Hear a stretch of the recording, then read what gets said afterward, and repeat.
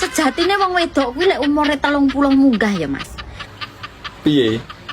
Kuwi lagi hot-hote pokoknya. Lah nek 30 mudun. Nek 30 medun wis sik kemlamut. Iki cara degan karek nyucrup. Nek 30 munggah wis jan sip pokoke. Iki pas hot-hote ya, Mbak. Losno, Mas. Lah iya to digiyet nek sak pol-pole. Losno. Ojo sampai leren Lah pokoke. iya no, isu awan sore bengi rasah leren.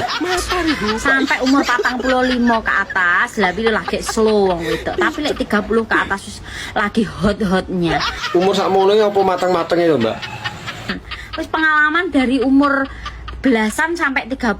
Dadi kan ya wis mateng-mateng gitu. Wis enak-enak iki pokoke. Tapi cara gedangno ndalu.